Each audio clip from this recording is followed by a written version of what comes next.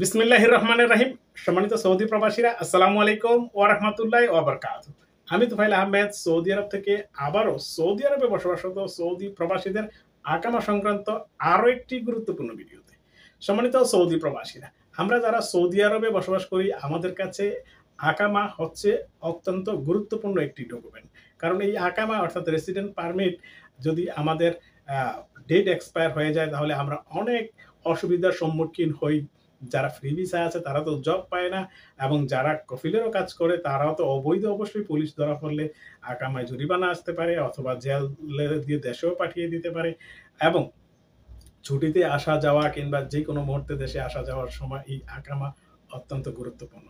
তাই যদিও সৌদি আরবের আকামা করে দেওয়ার দায়িত্ব হচ্ছে সৌদি আরবের কফিলের অথবা কোম্পানির নিয়োগকর্তা কর্তৃপক্ষের, তারপরও আমাদের টেনশনের বিষয় হচ্ছে এই আকামা যদি এক্সপায়ার থাকে তাহলে আমাদের অনেক অসুবিধা হয়। তবে বাংলাদেশিরা ম্যাক্সিমাম এই মুহূর্তে ফ্রি ভিসায় আসছেন, অনেকে ফ্রি ভিসায় কাজ করেন। তাই ফ্রি ভিসাদারীদের যেমন আকামার টাকা নিজেকে দিতে হয়, সেই সাথে কফিলকেও ফায়দা দিতে হয়। যাক, কফিলের ফায়দাটা অন্য বিষয়, আলোচনা করি। তবে আজকের যে আলোচনার বিষয় সেটা হচ্ছে যে এই মুহূর্তে অনেকেরই অভিযোগ যে তার আকামা রিনিউ হচ্ছে না।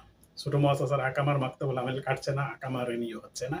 এই ধরনের অভিযোগ অনেকের কফিল অথবা দালালের মাধ্যমে আকামা করান। তাদেরকে বুঝ দেওয়া হচ্ছে যে সৌদি আরবে সরকারিভাবে আকামা বন্ধ, সার্ভার ডাউন ইত্যাদি ইত্যাদি। তাই এই মুহূর্তে আপনারা ইতিমধ্যে জানেন যে সরকারিভাবে আকামা কোনো বন্ধ নেই। সরকারিভাবে আকামা বন্ধ নেই। তবে আকামা হওয়ার জন্য কফিল এবং কোম্পানি কিংবা মাসনাদ যেটাই বলি না কেন, এই তাদের যে শর্তগুলো থাকে, কোম্পানি, ছোট মুআসাসা, বড় মুআসাসা, তাদের আলাদা আলাদা শর্ত দেওয়া থাকে।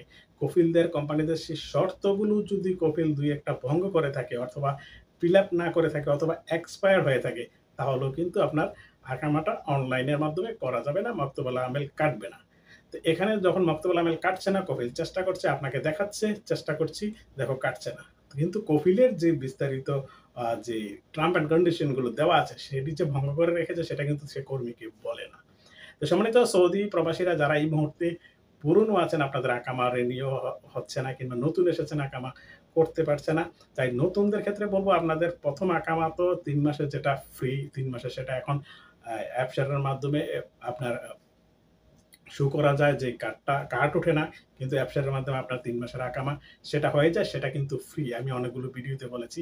আর আপনাদেরকে অনেকে যখন বলে আপনার কফিল অথবা কোম্পানি অথবা এজেন্সি যদি বলে যে এই মুহূর্তে তো আকামা হচ্ছে না, 3 মাস আপনার হয়নি, আপনি বলবেন যে এটা তো ফ্রি, এটা তো আপনি করে দিতে পারেন।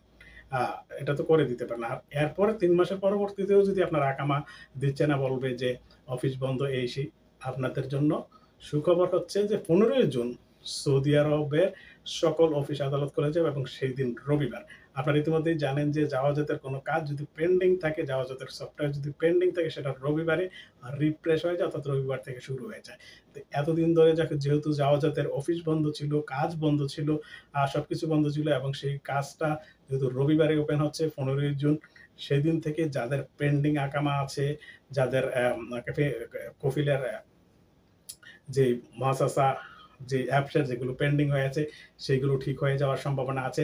আর সবগুলো যদি যাদের কফিলের এই সবকিছু ঠিক থাকার পরেও আকামা হয় না, তাদের কফিলকে অবশ্যই জাওজাতে গিয়ে ম্যানুয়ালি সেটা চেক দিতে হবে। তবে সৌদি প্রবাসীরা যাদের আকামা নিয়ে টেনশনে আছেন, আপনারা অবশ্যই কফিলের যে ছোট মুআসাসা হোক, বড় মুআসাসা হোক, কোম্পানি কিংবা মাসনা, আপনার কফিলের যে শর্তগুলো সৌদি গভর্নমেন্ট, সৌদি মানব সম্পদ ও সামাজিক উন্নয়ন মন্ত্রণালয় দিয়ে রেখেছে, সেটি যদি সে একটাও ভঙ্গ করে আপনার আকাম হবে না। যেমন 40% সৌদি নাগরিক তার মুআসাসায় থাকতে হবে, এবং আপনার ছোট মুআসাসা হলে তার 4 জন কর্মী শর্ত সাপেক্ষে, এবং বড় মুআসাসা হলে তার লাইসেন্স অ্যাক্টিভিটিস 40% সৌদি তার মুআসাসায় কর্মী বাধ্যতামূলক। এইসব তো আছে, এবং তার কর্মীর নামে যদি কোনো আইনি জটিলতা থাকে, আইনি অভিযোগ থাকে, তাহলে তো সেই কর্মীর আকামা হবে না। তো এইসব সমস্যাগুলো শুধুমাত্র কফিলই জানে তার কি সমস্যা। তা এই কফিলের এই সমস্যা সমাধান ছাড়া কারো আকামা অনলাইনে করতে পারবে না কফিল। তাই আপনাকে যদি বলে দেয় যে আকামা হচ্ছে না, আপনি কিন্তু সেটা মানবেন না যে আমার তো কোনো সমস্যা নেই, আমার আকামা কোথায় সমস্যা হচ্ছে আপনি সেটা করে দিন। দালাল হলে তো দালালকে অবশ্যই ভালো করে ধরবেন। আর যদি সুযোগ থাকে কোনো কফিল এবং দালাল যদি আপনাদের সাথে প্রতারণা করে, প্রতারণার আশ্রয় নেয়, আপনাদের আকামা এক্সপায়ার থাকে, কোনো ধরনের শর্ত ভঙ্গ করে থাকেন, আপনারা যদি সুযোগ থাকে নতুন কফিল পেলে সেখানে কাফালা হয়ে যাবেন।